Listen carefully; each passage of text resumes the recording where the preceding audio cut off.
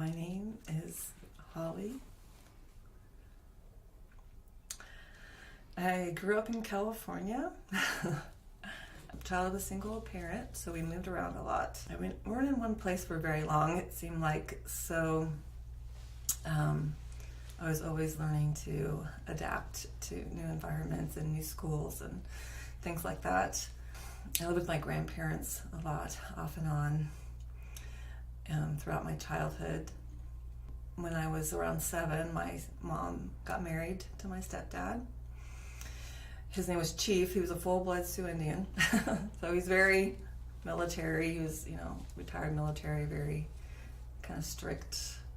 And then that's when we moved to Apple Valley, California, where we spent 7 years. So I actually stayed in one place for a while. That was new for me. So I started, dating in my teens, and I had a really serious boyfriend that was really good to me, and he kind of disappeared for a while. I don't know what happened to him at the time. I didn't know what happened to him, and back then we didn't have cell phones, so I had no way to contact him, no way to know what was going on, and I just cried for 3 months straight, just because I didn't know what had happened to him, and I was so sad. And finally I just stopped crying. Was out at the roller rink, used to roller skate a lot as a teenager, and met another boy there, and we started dating. Like I said, I would kiss the boys, but I wouldn't do anything else. So this particular boy would press me, and I would always say no. And until eventually he broke up with me. So then, of course, I was hurt, but I kind of had an idea why he broke up with me. And, so I got over that one a lot easier than I did the previous boyfriend, which was really devastating for me. Come to find out, this other boy, he actually took the blame for a crime that his friend committed. So he was put in a boys' home for several months, and that's why I wasn't able to contact him. And I come to find out later, after I started dating this other boy, he'd come out, but by then, I had cried all the tears and everything, and never really got back together with this other boy. And so after, I don't know, probably a month or two of this the second boy, David, breaking up with me, he showed up at my house. And at the time, my parents weren't there. They weren't there. They weren't going to be there. They were away. And so I let him into my house because I knew him, and he had rode his bike a long way, a bicycle. It was probably an hour drive, and he rode his bike there, so it was probably a pretty long bike ride. So I felt sorry for him. I let him into my house. It was late, like 1 o'clock in the morning, and he, of course, wanted to, make out and sleep in my bed with me and things like that, and I allowed it. I guess I felt like, well, maybe he really loved me and wanted to get back together. And then he pressed me for sex, and I said no at first, and then he began to be forceful, and I got afraid and just kind of relented to him forcing himself on me. Basically, he raped me repeatedly that night. And it's called date rape, but it's kind of weird because it almost doesn't feel like rape because you know that person, but yet it's a violation at the same time.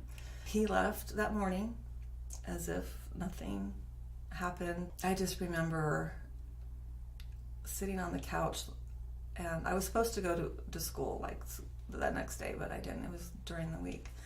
And I just remember laying on the couch. I just had this feeling that I was pregnant. didn't know God at the time, never went to church or anything like that. I just had this feeling. So I never told my parents. I probably told my friends. I think my friends knew what had happened, but my parents never knew. And I just, of course, never got a test or anything like that. And sure enough, I never got my period. So I kind of knew that I was pregnant, but I don't think I knew how to face it. So I just went on with my teenage life of going to school and hanging out with my friends and just doing things. I was actually part of this jazzercise team when jazzercise was really popular, and we'd actually go to like events. So there was like big jazzercise event that I went to, and then we also went to we went to not a state fair, but a fair type situation, and did a performance there. So we basically travel around, do performances and things like that. And eventually, of course, I knew I had to tell my mom because it had been several months, and so that was hard to have to tell my mom that I was pregnant, and really come face to face with that. And she was very understanding. She didn't like yell at me, or she wasn't angry with me or anything like that. But she said, basically, you have two options. You can either have a baby and raise a child, or you can have an abortion. And I just remember thinking, I'm 15 years old. I don't know how to take care of a child. I was so afraid. Like, I wish she had let me have another option of giving this child up for adoption. But that was not an option given to me. And so I chose to have an abortion.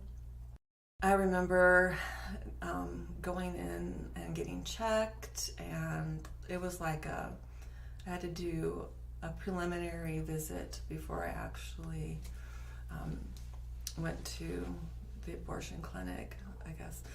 So they had to check you out and everything, and I was considered a late-term abortion at that time. I believe they said I was around 20 weeks, is my recollection. And of course, they're not telling me a whole lot. I think I'm overhearing most of this information. They're talking to my mom at this point. This was considered, I think, a family planning clinic. And they did the preliminary, and then I was to come in the next day or so. And that night, before the procedure, I had to take some kind of pill the night before. And also I chose to be put under. And I think I had to be at that point. I can't remember, but I had to take this pill the night before, and I remember feeling the baby move. And I think it was the first time I actually felt this baby move inside of me, and I wanted with everything to not go through with it, but I felt like I've already taken this pill. I've already, it's too late. And so I went ahead with the procedure the next day, and like I said, they put you under, and then basically when you're in a clinic, you're there, and I was on a bed, and as soon as I came to, and I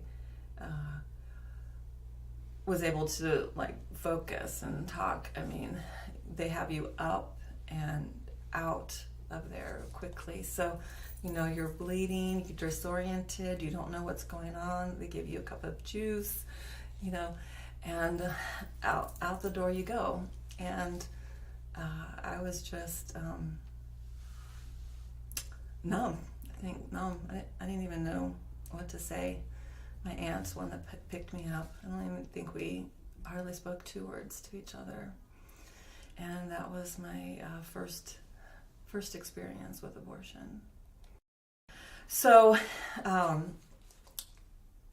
after that, so basically I had gone through some other experiences where I had been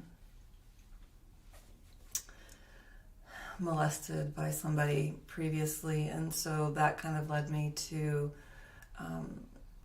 experiment with drugs. So I started smoking weed when I was 13, started drinking when I was 15, and I really felt this acceleration. So after I had the abortion, I really started to drink a lot more, started to party a lot more, and that type of thing. I didn't care anymore about keeping myself until marriage or having sex with boys. I just got very promiscuous after this. At that point,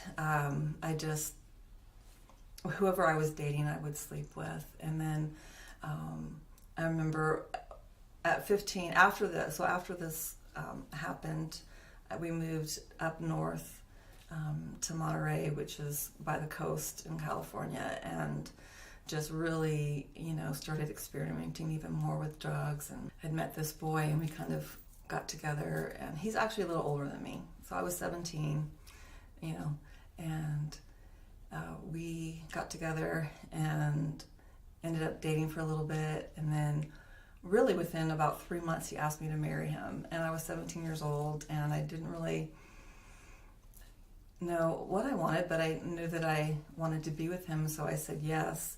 And we got married at 18, and that was, really young to get married. And my mom actually encouraged it because she was concerned about me because of my drug use and that kinds of things. And so we ended up getting married, and we moved. It was funny because he was in the Air Force, so we ended up moving back down to where I just came from in California. And he ended up being abusive, more verbally abusive to me. And so we were together for about 2 years, and I finally decided, this isn't what I signed up for.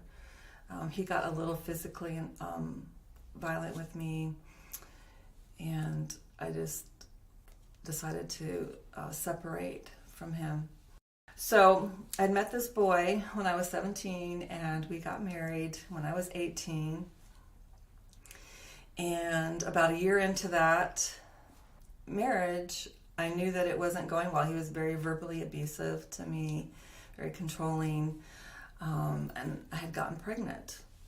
And I was just concerned about bringing a child into a marriage like that, and thought, I'd had this other abortion, I could just have another, and that would take care of the problem.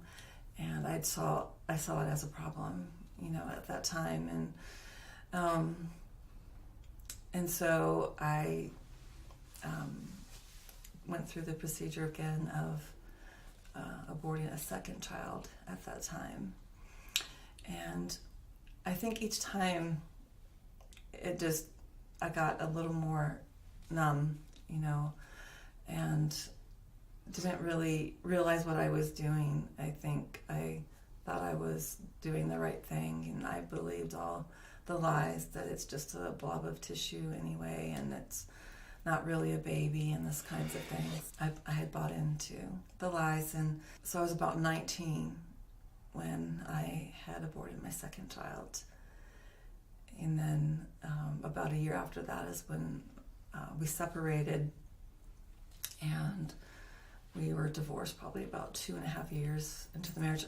We divorced. I was married at 18. Our divorce was final probably right before I was 21, right around 21. I think what motivated me to get an abortion was that I didn't feel that I could be responsible for another life. I felt like this weight, and I think you think it's the easy answer. You think it's the easy fix. Like, I'll just fix this problem. And, that doesn't fix anything. It actually creates more problems in your life. The father of my first abortion, he knew, and he denied the fact that he was the one that got me pregnant. He was in total denial until after the abortion. So when I had confronted him while I was pregnant, he denied everything. And then afterward, he tried to seem sympathetic.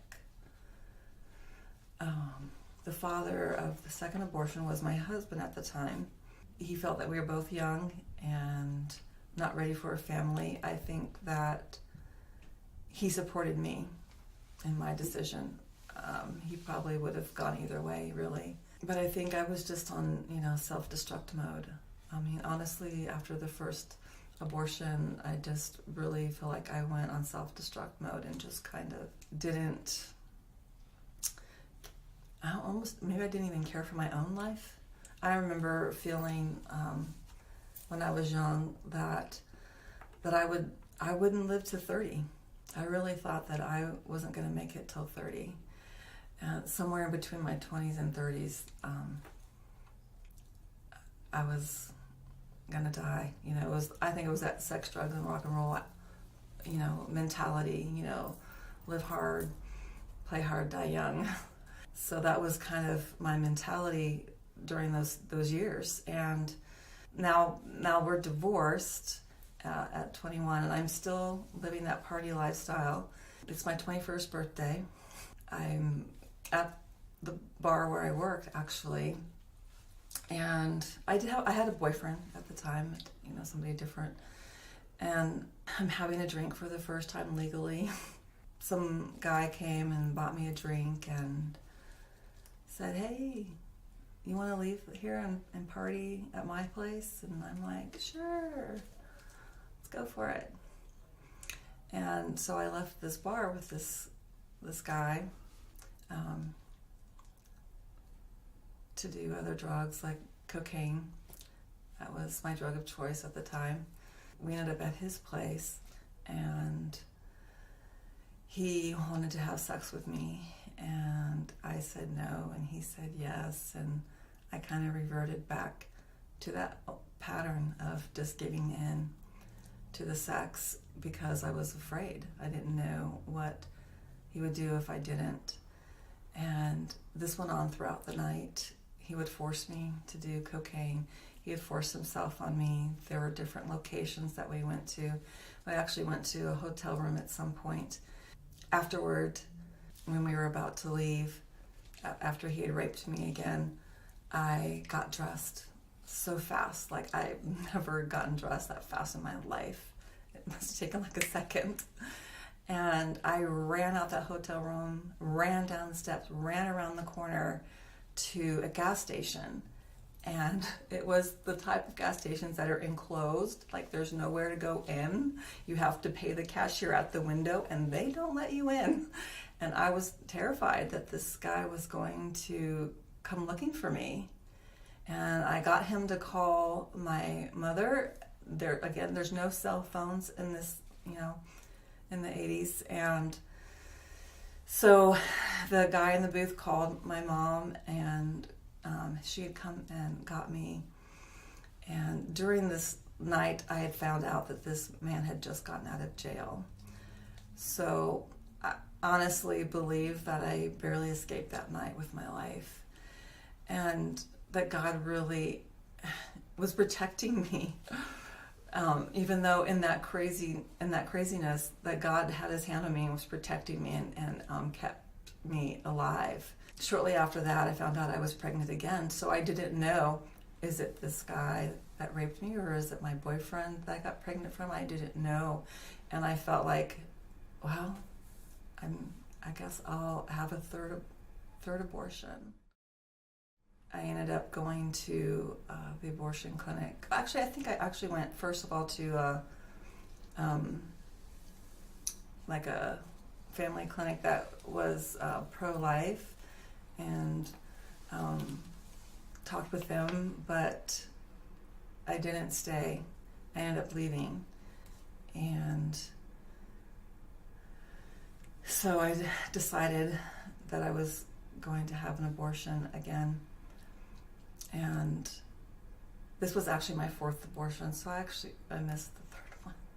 This was actually my fourth abortion at this point, and I knew that I couldn't, I knew after I went through that again, and every time I was put under, I never had any other kind, and I knew, I can't do this anymore. This is wrong. This isn't right. Something's wrong with this. And again, I didn't really have any awareness of God. I was taught to believe it's just a blob of tissue. It's nothing. It's not real. It's, I'm not doing anything wrong. This is better, in the long run and that kind of thing. But there was something inside me that knew this wasn't right, and I couldn't. I knew that I would never do that again. I can never do this again. I can't keep doing this. So I, continued with my lifestyle. I was still doing the cocaine, smoking weed, drinking. That was the lifestyle. That's what I did every weekend or every day or, whenever. I felt like it. It wasn't just a weekend thing.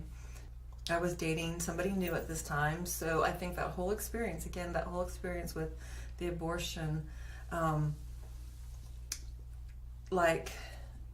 fourth one, it severed that connection that I think that I had with my boyfriend Mark at the time. So I quit dating him and had met somebody else at this point. So I'm 21 still, so I don't know exactly the exact timing, but I knew I was 21.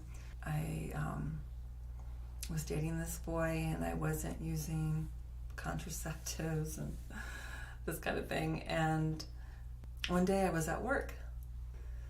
I was just getting ready. I was a waitress. I was getting ready for work, and I'm in the bathroom, and I hear a voice, and the voice says, "It's a girl." And I'm like, I'm pregnant. I'm having a girl. And I hadn't missed my period. I hadn't had any reason to think I was pregnant. I thought I was good because this guy had told me he can't get anybody pregnant. That's why I wasn't using contraceptives. But I knew that I was pregnant and I was having a girl, and there was no way I was going to abort this baby. And I think, in retrospect, he just put his seal on it, right? He put his kiss on it. It's a girl. He told me what I was having. And 2 weeks later, so I shared this with my boyfriend at the time, and he's like, "Oh, wow, really?" I'm like, "Yeah, I'm pregnant." And so we waited. I think I waited like a month or something because I felt like I needed to before I actually took a test. Again, this had to have been the moment of conception. God told me I was having a girl. And so I waited, because you feel like you gotta wait at least 2 weeks or whatever. So I think I waited a month. And sure enough, the test came back positive. And within 2 weeks of that, my boyfriend at the time had a dream. And in the dream, her name was we named her Christina. And so that was it. The whole time I was pregnant, I was having a girl, and her name was Christina. And we'd go to the wellness checks, and I would tell the doctor I'm having a girl, and they do the ultrasound. We're like, "Well, we can't see that yet." And I'm like, "Well, that's okay, because I know I'm having a girl." And sure enough, Christina was born, and it was a girl, and we named her Christina. And she was born when I was 22 years old. After that, ended up moving shortly after that. So the boyfriend that I was dating wasn't working out. My mom was moving from California to Ohio, so I ended up coming with her and moving to Ohio with my daughter Christina, and she was about 9 months old or so, 6 months old, and about 2 years after that is when I got saved, when I gave my life to Christ, and God just like totally changed my life. No more partying, no more boys. I wasn't really dating. I was just learning about God, doing Bible studies, reading the Bible, and just I did do some dating. I can't say there were no boys. I think in the beginning he kind of was teaching me how to date, I guess you would say. I don't know, like not to be promiscuous. I don't know. There was a little bit of a learning curve in there, I have to admit, for about the first year, and then kind of didn't really date a whole lot after that. A few years later, I moved to Nashville, Tennessee, and I remember, God just totally radically changed my life. After I moved to Tennessee, he came to me and he said, "Holly, I want you to deal with these abortions." And I said, "No, Lord."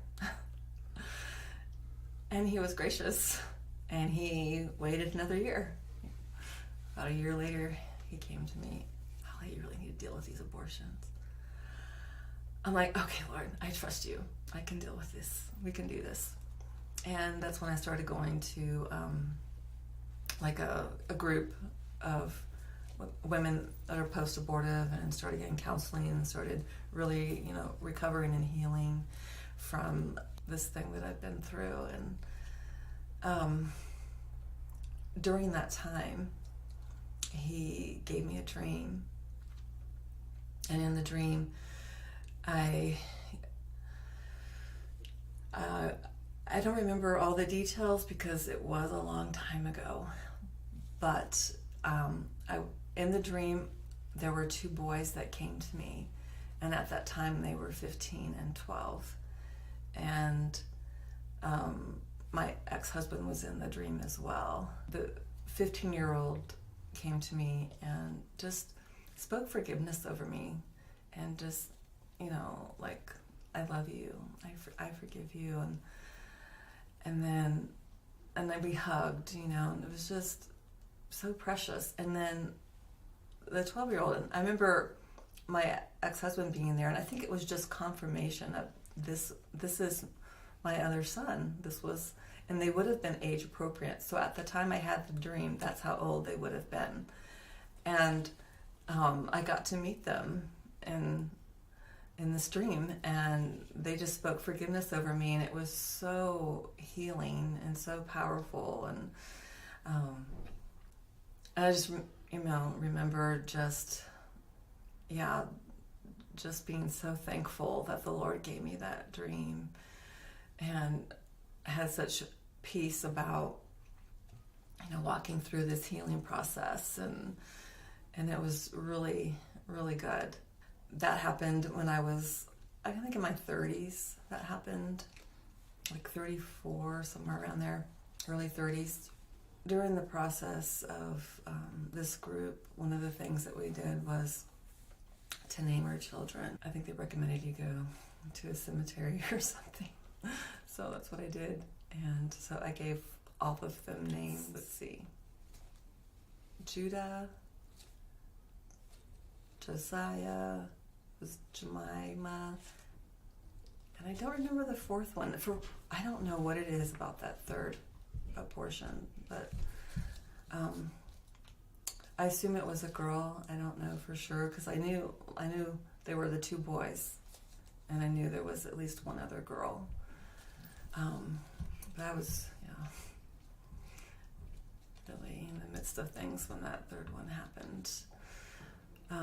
Anyway, so we went through and named them all, and I think there was a lot of peace there, but there was a part of me that was still a little shut off. Like, I still had some walls up, that God was going to have to work through.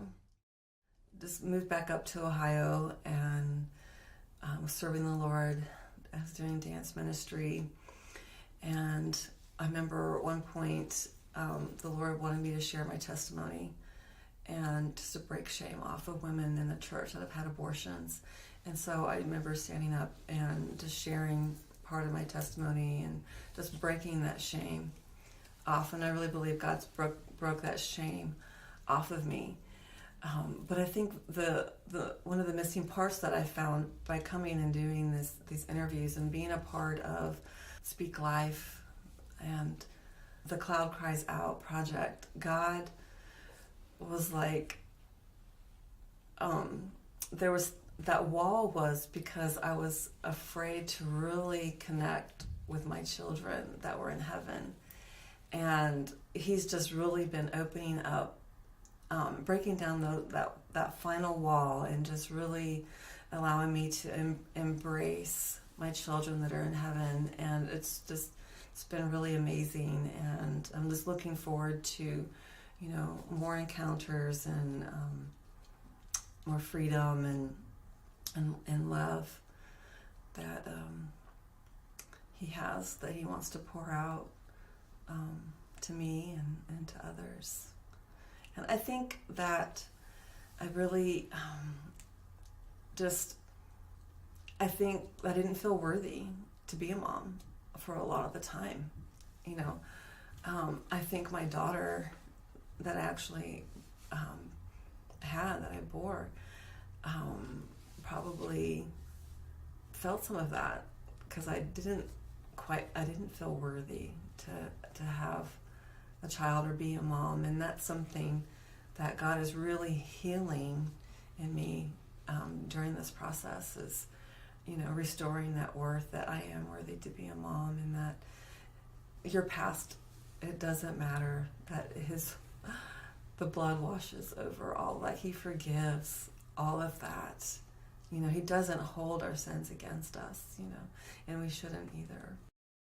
So when I get to heaven, I just feel, I can't wait to embrace them and hug my children and tell them that I love them and know that they love me. And I know that now, I know that they love me and they've forgiven me, but to be able to embrace them and shower that love on them, a little bit of that has been stolen from me.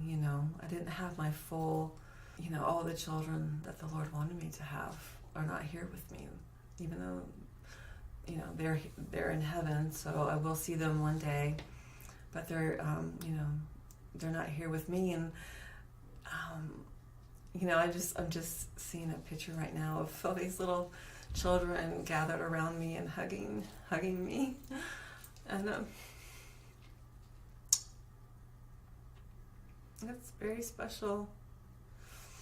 I think I was afraid to have children. I didn't want anybody to hurt them. I wanted to protect them. And I think that was kind of in my mind why I had those abortions, because I wanted them to be protected. That was my sense, that because I'd been hurt, I'd been molested, I'd been raped, I didn't want that to happen to any of them. And I think that's kind of, I want to say a twisted view of what I thought was going to protect them. I didn't have the fullness of the Lord at the time, so I just felt like that was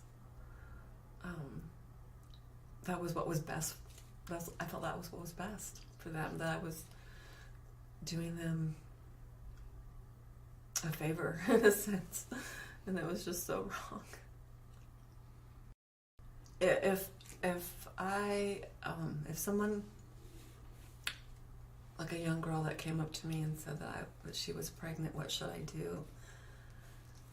I would rejoice with her that she was pregnant and just let her know it's going to be okay. that it's not a burden. It's a joyful thing to be pregnant. It doesn't matter if you've been raped. It doesn't matter. There's a reason why you've been given life, that you have life inside of you. And, hopefully help her to explore, what, how to help her with that. I personally am not against adoption. I think adoption is a really great option for young women. I would have done that. I would have given my baby up for adoption if I'd known that was a possibility. And I don't think I knew. Or I didn't feel like I was able to do that. So I think, whatever would be best for her, that she can raise a child, or she can, be an adoptive mother if that's what God had, to give her baby up to somebody else that would raise her child. So, and I think too, one thing I would say as well, just to anyone that is going through a hard time, is to, give your pain to the Lord. Trust Him with your pain. Trust Him. Just give Him everything, because it doesn't do any good to hold on to any of it. I could have totally let all the pain go 20 years ago when I went through that process, and I decided to hold on to just a little bit, not even realizing what I was doing at the time, really. But in retrospect, I wish I had given Him all of my pain and just let Him have it all, because He is trustworthy. He will handle your pain with care, and He will bring healing into your life. Even if it's hard, it'll be hard sometimes, to face some of the stuff that we've been through, but it is so worth it. Very rewarding. So I just want to say to anyone that might be experiencing a bottom, like you're at the bottom, and you don't know where to go or what to do, and the drugs, they didn't take care of the pain. The pain's still there, and the alcohol and the lifestyle and the men and everything didn't work.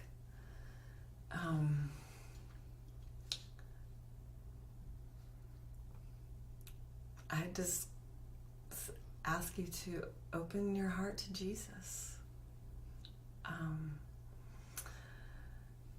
Let Him touch you. Give Him your burdens. Jesus says that you're beautiful, that you're forgiven, that there's nothing that you have done that will ever erase His love or ever disqualify you from knowing Him or His love for you, or disqualify you from living life. Nothing disqualifies. You haven't done the worst thing. There is no worst thing.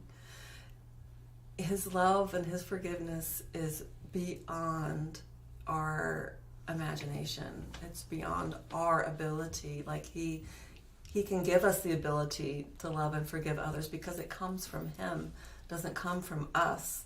But His love and His forgiveness is everlasting, and it's huge, and we can't comprehend it, but it's there. His love is there, and He adores you, and He thinks you're special, and He thinks your baby is special, and He has a purpose for that baby inside of you. There is no mistake. There is no oops or whatever you might be feeling. There's a purpose for every child in the earth, and you're no exception. I just see the Lord just opening His arms to you, and just welcoming you, and just holding you and hugging you, and he's just rocking you and kissing your forehead and washing away every mistake that you think you've made. It's washed away. Every single one.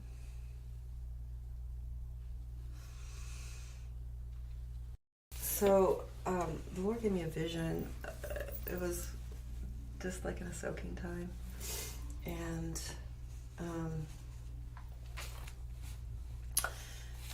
so the vision starts out with, I was ice skating on a blue lake, and there appeared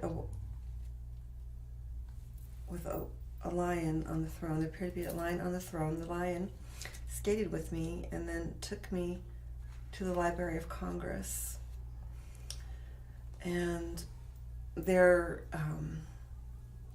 I imagined it was the Library of Congress because where we went was it was a building full of books, and there was just rows of books, and he picked out a book for me and opened it, and this kingdom will be established in Congress, and the Lord is going to reverse Roe v. Wade. So that was the beginning of the dream, where he showed me a book, like it was in law, established in law, that Roe v. Wade was going to be overturned. And then I was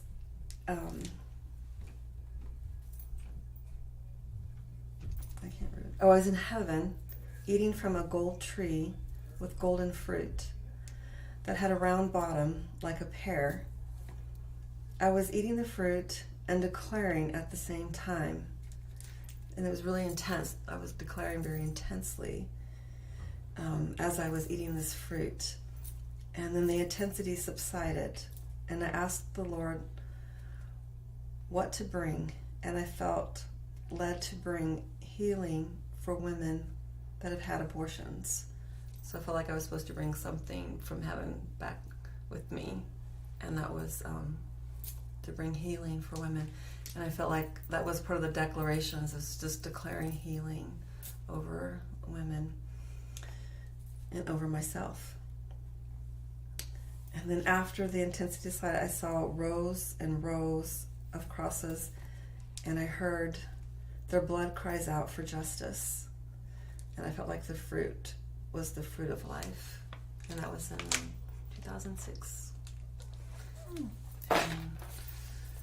So I just, I feel like this is almost the fullness of that vision the Lord gave me in 2006, is, speaking life and speaking healing over women, that God can heal you, and not only can he wants to. He wants to heal you, and he's able. And I didn't share this earlier, but I had been through counseling when I got raped by that guy that was come out of jail. I was in counseling at the time, and and I had to get more counseling, obviously, but I was in counseling. I've done 12 steps. I've done all these things to try and put my life together. And it was more like a Band-Aid. They put a Band-Aid on the brokenness that I was experiencing. But until I gave my life to Jesus Christ, that's when the real healing started in my life.